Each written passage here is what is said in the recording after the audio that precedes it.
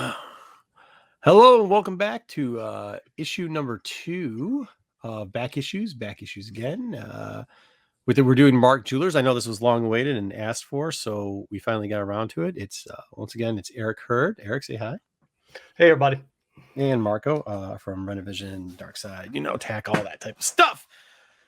Eric, Mark Jewelers, I think, after the last Back Issues we did when we got into like some little interesting newsstand stuff. We were talking about other types of variants and stuff. And obviously Mark Jewelers is one that always piques people's interests. Yep. It's always been a sought after thing, much like the last issue of Back Issues where we were talking about the the Marvel Spider-Man UPCs and stuff like that.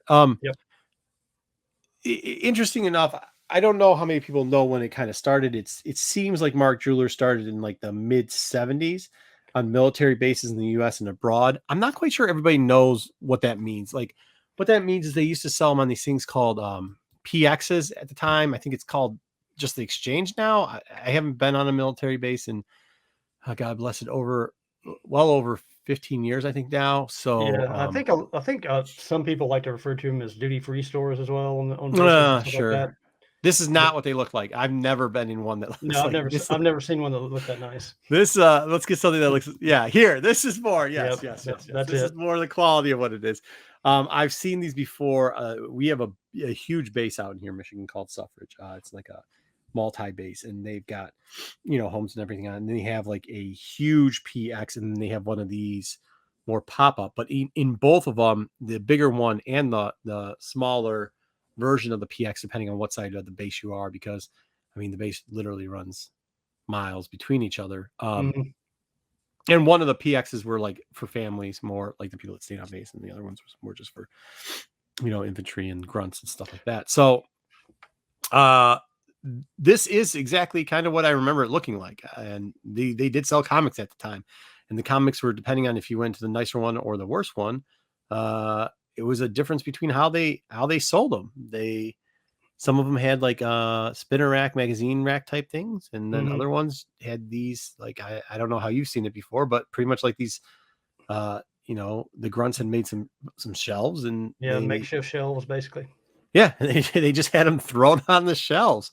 So depending on how you got them, and I would assume that overseas, especially if they're putting up like temporary camps or everything, they probably weren't in some of the best shapes from overseas. I'd never been there. I can only imagine from I've only been on like half a dozen bases, so like just what I know from that, couldn't imagine that they were done the best. But that's where they sold them at. So some of them, I guess condition's a big thing, right? Even though these usually would travel a lot because guys would pick them up to read them, but some of them on some of the nicer areas and summer bases, remember, were given to children and stuff because it was dad would come. Yeah, I was going to say that's probably where a lot of it came from, is if kids were there and they were their dad, and all of a sudden they're like, "Ooh, comic book," we pick that up. Yeah, like dad's got to go out.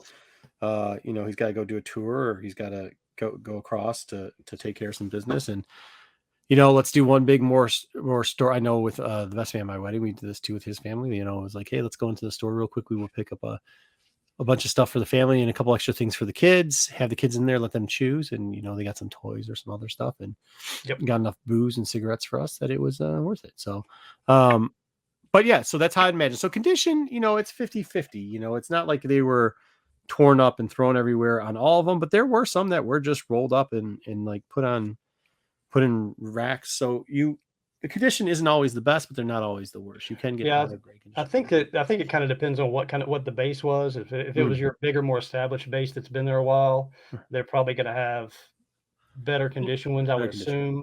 But then if you're on these, small, not well taken care of or well funded bases, or the walkthrough bases, you're probably going to have less quality comics that come out of there. Yeah, so there's a whole range of it. With that being said, we can move away from bases and get into, I guess we can't talk 100% about Mark Jewelers if we don't talk about the National Diamond Sales inserts. Yeah, absolutely. And what were those? Well, that was I think one of the first ones that they started doing inserts, which is the precursor to the Mark Jeweler insert, which they started in July-ish, summer of 71. 71. Yeah, 71. They didn't. I don't think they went as long too. Did they? They went through like 75, somewhere around there, maybe. Yeah, I think it was 74, 75, and I mean, the National Diamond Sales insert and the Mark Jeweler insert actually overlapped. Yeah, a little bit. And I Yeah. think that's where Mark Jeweler got the idea, and he kind of went national and international with it, where NDS kind of was spot doing it. Now, I know this isn't the best graphic, but he did sell NDS sold jewelry, but what people really, there's a misconception. They call these have been nicknamed sometimes like the cop Mark Jewelers because you could apply to be a police officer in it. But also that's not really what they call it. I'm just doing that so I can do the lead into the next one. They call it the lingerie Mark Jewelers because it's known, get your girlfriend, get your wife, get your side chick a little something special. But I do think you hit on something there that I do think a lot of people do mistake the ones from the National Diamond inserts that were from 71 and even the ones that were past that as Mark Jewelers when they were actually a different insert. Oh, no. 100%. I've heard it. I guess maybe I breezed over that and kind of tried to make it too humorous, but I have heard, hey, do you have any of the lingerie Mark Jeweler ads? Yep. Which this is what they're referring to. It's not actually Mark Jewelers, but Yep. It was kind of the precursor. And then Mark Jewelers, what they did was they kind of took over. They probably just kept buying more and more space, and they were having a better return because they were actually trackable at one point. Yep. Now they did start out a different way though. They started off with like a cardboard, a thicker cardstock. Yeah, the original starting in November of 72, I think it was through what was the year? 84? Yeah, because it was well past when no 78 74, right? It was 72 to 78. That was the original Mark Jeweler version insert, and it was the cardstock version. Right, the cardstock version, which did come in different colors too. I mean, there's definitely a red and a black version of this. It's like a thicker stock. I think if I remember correctly, they loosely said they think there were 8 versions that went into the different cards. Comics. Do you know this offhand? Because I have a feeling for some reason it's in my mind that the cardstock ended around the time Jewelers took out Diamond. National Diamond wasn't advertising. It was somewhere over there with the overlap. It might be. I mean, like I said, May of 78 was the last. Mm-hmm. It was the overlap month when they switched over from cardstock to the heavy slick paper, which is almost like a comic book cover paper type like this right here, where it's a little bit more glossy. Yeah, and there was that version. So there was we did say there was about 8 versions of the cardstock, if I'm repeating myself, but I think they like double or tripled, and we're saying different versions or different jewelry in there, some class rings, some it was different colors. They used this, they used that red that we've seen before in a super glossy. They used a blacker version. And as you can tell, they had like on the right side, if you can see these pictures, I don't know if you can, but there was different tracking numbers. Now, the interesting part about the Mark Jewelers too at this point is a lot of people think it is just in DC and Marvel. Nope. That is not the case, right? Nope. They had them in, I believe, Dell Gold Key. Like, the Star Trek books had them in it for sure. Yeah. So you can always pick those because nobody buys that stuff. There was some Archie. Yes, they had it running through Archie. Yep. And I think there were. Is it Dell Gold Key or a Whitman Gold Key? It's Whitman. They had a Whitman Gold Key, I believe, that they were running it through, but then they were also running it through Dell. So, they were running it through Dell, Whitman Gold Key, and then the Archies. Like I said, I mean, those are the 3 other publishers besides the big 2 that I know of that they had. Yeah, agreed. And that was one. I was not joking when I said the Star Trek comment. Like that is one that gets overlooked a ton as you find them in the Star Trek, especially considering kids were buying it at that time. So you get to see it a lot more. The other thing is I've always asked, and I don't know the variant of this on the price, but I do know that it does demand a little bit more, correct? Every place I've ever seen that had Mark Jeweler variants, there was always a premium on top of whatever they sold it for. Yeah, I mean, not a huge premium, but still like a premium. Yeah, and all of them were new. Well, because all of them were newsstand anyways, right? And like, even though that wasn't a huge newsstand error, right? There's still more newsstand out there than there's regular. There's still going to be the misconception at all times that all newsstand are rare. So all newsstands are worth more. But the rarest ones, speaking of the newsstand part of it, if you can find the ones in 90 or 91 that are Yeah. newsstand and with a Yeah. Mark Jeweler insert, Oh, you're, yeah, yeah. I mean, you're probably hitting a trifecta as far as rarity. I would have to agree with that statement all around. Now I know that they've everybody always asks, not everybody, a lot of people ask about print runs too. I think print runs are starting to die down. That was a buzzword of the last couple of years that I think got overused and maybe people put too much faith in guesstimations of print runs. And I know Mhm. this has been stated before that the print run is roughly 5%, right? Is that what we've seen That's before? that's what I've read in other articles, and I mean, how they quantified that, I don't know. I think what they just did was go to CGC, the CGC census, and say how many have been graded of this book, and they took the average and put it at 5%. Because I would, if I was a betting man, which I'm not anymore, but I was for a very long time, I would be willing to put a decent amount of sum of money, saying that it would be hard, very hard for you to track that, and that there any live data on it. The only way you could do that is by how many actual Mark Jeweler um, ads were sent back. I mean, there is obviously a buy-in, correct? I mean, they're not correct. There is a buy-in, but I don't. The buy-in numbers are usually just rough guesstimates, and then you have to your make goods. That's also why you see sometimes the overrun, right? Like they were supposed to. Mark Jewelers was supposed to end in what year? 88, no, 89. 89, but I think it ran through. There was a couple print runs 90, 91, which Yep. like it was probably make goods for make goods. Make goods means that they screwed something up or the numbers weren't up or whatever. So they probably had given Mark Jewelers a couple free runs on ads. Maybe the tracking numbers had fallen down. We don't know the ins and out of it at that point, but they had probably given them some make goods, which lasted about a year roughly in different titles, probably more popular titles, so that they could prove the value of Well, Mark coming back. that's another thing about the inserts that besides the cardstock and the slick version is they had a third version, but Mm, it's still the slick paper version, but it didn't have any of the tracking numbers on tracking them. numbers on it. Yeah. And that So it and that definitely was had to go and that ahead. was when DC bowed out of using the Mark Jeweler advertisements, and it was Mhm. only Marvel. So therefore, had no need for the tracking numbers anymore. Yeah, yeah. So it must have been make goods where they were like, "Hey, look, the numbers are down. We're gonna try to get you at least something to pay you back and try to get you back into the situation." But that's Yep. really interesting. I mean, I would say that the 91s we probably should have seen what you don't know off the top of your head any of the 91s that it would be in, do you? Not the exact comics. No, I don't. I mean, there's a couple of online websites that have uh, Rough Mark guesstimate. Jewel Mark Jeweler lists Uh-huh. and stuff like that. So you could peruse some of those, and I think they have pretty good factual information as far as Good. the ones they know that have them in it because they've seen them. Mhm. And so you could go through there and try to pick and choose which ones they are, and then keep an eye out for them. But I think, I mean, if you know something's in the 80s and the 90s and it's a newsstand, just Right. look at the top of it. Yeah, we'll get top, see if you see it. I just remember back in the day with CGC when we had CGC was the CGC boards.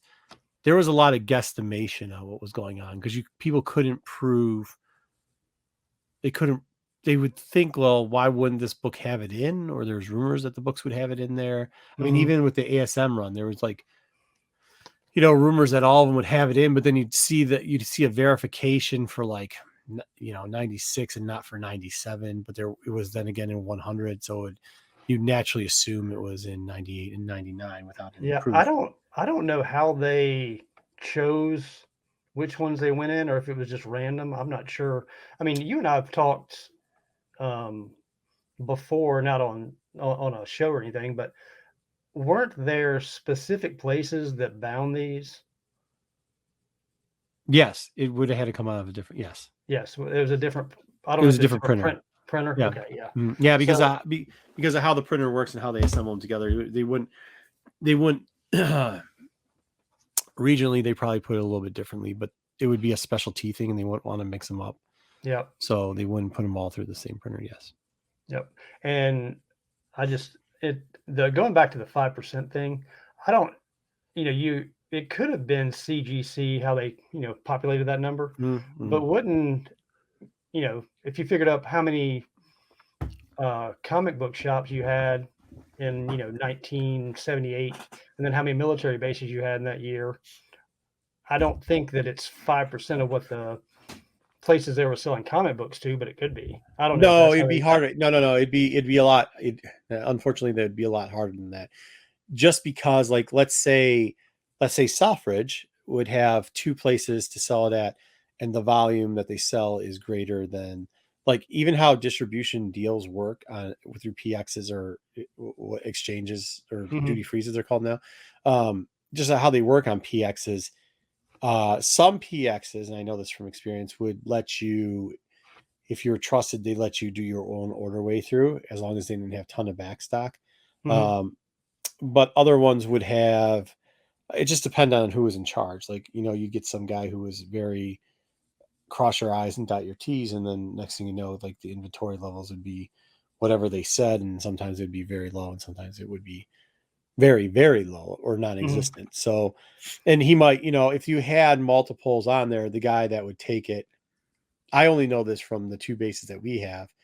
The guy that would take it to the big base sometimes with some products would then have people transport it. Supposedly, I don't know. I never saw it for true, so I can't. I mean, I know stuff falls off trucks a lot. I'm not saying that it happened there. I'm just saying, but yeah, like somebody would transfer it from the bigger PX to the little small exchange, um, on the same base. So that I would think it make would be sense. very hard to calculate the amount of numbers unless you got it from the printer. I Mhm, think you could get a rough estimate in the early years because of the order back numbers that go in. But there should be a buy sheet. There should be an add buy sheet someplace, mhm, but you're never going to get that. I mean, like, that would have to be somebody over at, each publisher would have to have what the seller, what the buy is. I mean, there was now somebody that was in charge of the Mark Jeweler account, obviously, at those places, but like, so so do you think the best way to calculate it would be to take, let's say, one of the most famous or valuable book in the era of the Mark Jeweler that's had the most CGC grades, and then take that number and divide it by how many CGC grades are Mark Jewelers? Is see, that that's going to what I give think us? they did. That's why I think Is how they that good? got the You 5%. think But that'll not, give us the no, I closest think number? that's actually, I think I mean, I'll be honest with you. I think anybody who, I think it's all blind guessing at this Okay. because you'd have to know the distribution deal. Hmm. Um, because Mark Jewelers would buy in the tens of thousands, probably. That's what it'd be. Like the buy-in would be tens of thousands. So he'd be like, okay, this month I want distribution into 1.2 million comic books, and I want A tier titles, and like this is how much I'm willing to pay. And they'll say like, well, if you're willing to pay this, we'll give you X amount of ads, like let's say 1.6 million for X amount of dollars, and you'll be put in tier, like these tier. This is how many will reach, and this is what the buy through rate is, and this is what you can expect for the percentage of first week's buy through. I mean, we're getting really into the weeds of selling advertisement at this point, but Yeah, but it uh, is interesting. yeah, I mean, like that's how you go. And then when they didn't get it, if they got returns, then there's your make goods right there. Or if there was a printing error problem, you wouldn't reprint it. You would give it on the back end of the make goods. So, I mean, it's just there's too many. I really don't know if we're getting too much into the weeds with this, but this would be, I mean, when Comicron just makes rough guesstimates by taking the amount of brick and mortar buildings, and they survey or whatever a couple, and they survey a little bit of diamond and don't include all the back issue stuff. That's okay, that's pretty close. This one, on the other hand, you would have to know. And by the way, like, I would assume around let's say Valentine's Day, or let's assume around Christmas, and there's certain higher female birth months, Hmm. uh that Mark Jewelers would increase the that month's, as long as he's working Advertising. on a monthly deal. Yep. I mean, this is before my time in advertising. So like, um I don't I can only imagine what I know through buying and selling advertising. Mhm. That during in print, like there's different ways to do it, but I doubt he was buying quarterly. I would be willing to bet that he was buying seasonal, monthly and seasonally. So like there would be a huge increase around the time of Christmas and New Year's. There would be a huge interest around like so that, or he would take, December, January, February would be big. Mhm. Mother's Day would be big. Father's Day probably wouldn't be buying so many ads and comics, Yeah, and when we're and you talking probably not many, he probably was going from, I would have to say, any month in the in the millions down to the, you know, hundred thousands. You know what I mean? So like, yeah, and you would imagine months like June, July, August, September, and even October are probably mm, gonna be your leanest ones that he would do as well. yes, yeah. I mean, that would be that's a very good educational guess.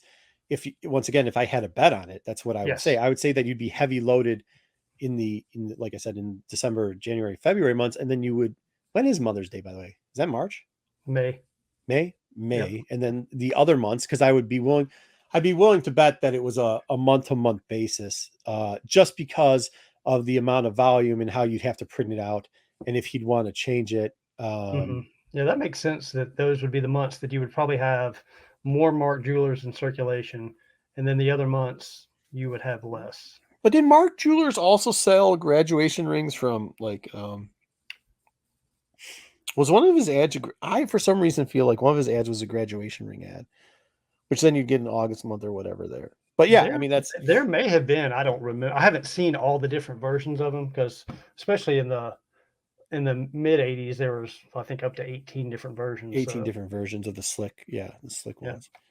So I mean that's kind of it. Plus they'd have new, quarterly they'd have new watches that he was probably trying to promo out and Mhm. stuff like that. But yeah, I mean overall that's pretty much the cheap man's version of how print advertising worked in magazines or like that type of publication. Like Mhm. newspaper was a little different. Was a weekly call, right? Well, depending, but it was a you could place yearly, quarterly, monthly, and weekly, and depending on what newspaper you're doing. But magazine was a little bit different of a selling thing. I mean, once again, it wasn't alive in the 70s to participate in the buying and selling of print ads in magazines, but just generations later, that's kind of how it was ran. So, Okay, now here's one other question before we wrap mhm, this up. From a collectability standpoint, all of them seem to be collectible. But sure. if we were looking at the two ends of the spectrum, the 1972 probably to early 73 ones, and then probably your 1990 and 1991 ones, those are probably going to be the ones that are going to be the hardest to find. When you think, Well, yeah, I would think offset months in throughout any of those would be, yeah, if it's the hardest of the game, it's going to be the late ones in the 90s, the 90s, yes, yes, the probably the make goods. Uh then after that, I would assume uh off month the off month ones that are card stock for those 4 years. hmm, So non January, December, May, February, as we talked earlier, and maybe hmm, even August, you would then those would be hard to find too, especially considering National Diamond was probably eating up a percentage, and there's only so much room, so they're not double loading these books, and they're not printing like that's the other thing. They're not printing more books to make more available to have competing ads in it. Like you either but like there's X amount of ad space. Let's say there's 100 different SKUs, right? SKU is probably something people can understand more than using other technical terms, but hmm, there's 100 different SKUs. Uh, you have to buy a SKU, right? So yep, if ND took 50% of the SKUs, Mark Jewelers could only get 50 SKUs. Like you're not getting more than that. They're not adding new SKUs for you. So there would be less. There'd be less in those early years. It would be hmm, 91 less in the months, even less in the months, because the SKU amount that you would have or availability amount that you would have in the off months, because I bet you National Diamond, well, they were selling lingerie in the police thing, so they might have just had flat but that's probably why they got taken over, because they probably were minimum flat rate buys, right? So, oh Probably. Jesus, that's way too much in the weeds. Okay, so but yeah, and that's it. And then Mark Jewelers probably did, kept doing buy-ons. So, but yeah, so that would be it. It would be the years that National Diamond was in there. Those might be some of the roughest years. And Yeah, then, and I even think the offshoots of the Dell and the Whitmans, I mean, those are probably even harder to find, I would think. so my opinion on that is because I cannot was ND was in the Dells. So yeah, that would probably be harder. That would. You're right. That'd probably be Yeah. harder. Yeah, yeah. Now, And now that I think about it, whether they're collectible or not, I don't know. But I mean, I'm sure they're more anything rare nowadays, yeah, and anything harder that's to find. different now. And dude, you want a real challenge? Start collecting them. Collect. See how many different ones you could collect in different colors. So like in the same year, because Oh, I got you. because they weren't, because of where they came out of. Some were red, some were black, some were blue, some were maroon, some were Now, whatever, but those were still in the same year. So then try to, you know what I mean? Like well, now you, this might be a dumb question, but mm-hmm. like in the original run, we said they had 8 different inserts, right? Mm-hmm. Did one title get different inserts? They could be, it could be regional. It could be that they were seeing, especially with tracking. So how tracking typically works, if you get a tracking number on something, it's because you're trying to test the market to see what works. So I would assume that the different color variations weren't just seasonal Mm-hmm. or ad wise because of layout, because some of them looked very similar, right? Yeah, so like for instance, I'm gonna pull a random number out, but I think Mhm. like Amazing Spider-Man, like around 120 was in that. Yeah. No, This I think came out of an Amazing Spider-Man. Yes. whichever number was in that year range. So it could have had up to 8 different inserts in it, Well, possibly. okay, yeah. So like let's say that the 120 had was, that they knew that this, because I've seen this in red too, this exact ad in red. Let's say that they knew that the blue for some reason sold better on the East Coast, but they wanted to see if red would sell better in the Southwest region, because because they were having problems selling it period down there. So they would alter the color. I mean, that's one reason why they do it. It'd also be as somebody who deals with graphics, sometimes it's a variation for the offset so that you can attract people's eyes differently. But it wasn't based on the book. That's the one thing. Mm-hmm. So like you could find a different ad or a different color ad in the same book in a different region. Does that make sense? Yeah, and it would have been somewhere around Amazing Spider-Man 189 or 90 would have been the ones in 1978, not 120. But yeah, maybe 99. Sure. no, I don't get chastised in the chat. Well, I think it'll be okay. This is actually after now that I'm looking at this ad, I think this is after the tracking ad. So this is a later printing. Yeah, Let me see. I'll get it I full don't. screen me real quickly. Let me see if I can see the tracking. I can't see because that's blurry, but it does not look like it has a normal tracking number on it. So, yeah, this might be later on, which is nice. Yeah, it looks more like it looks more like the slick paper version. And it is a slick paper version. But if you see, I just went back to this one right here. This is back to the wooded version. You can't see it on the bottom underneath, but on the right side, you can see there's tracking numbers, and there's a tracking number underneath. Yeah, you see the long rectangular box. Yeah, a long rectangular box there, the tracking numbers and stuff like that on the front and back. So, I mean, that's kind of what we're looking at there. I think we've covered that pretty well. Yep. Was there anything else you'd like to add in? No, I think we went through everything, and I think I added some stuff in there that just popped into my head. Excellent. Well, once again, it was great. I hope everybody enjoyed it. We'll do more. Feel free to leave some topics down if you want us to discuss. Yeah, we already have another topic, but we won't mention it. That way, nobody puts out a. Well, yeah, because I have to get back on top. I mean, it's summertime, and I live on a lake, and I don't like vacationing. So, all right. Well, we'll get you a couple more out here. I hope you guys enjoyed it. Sorry it took so long. And we will see you next time. All right. See you.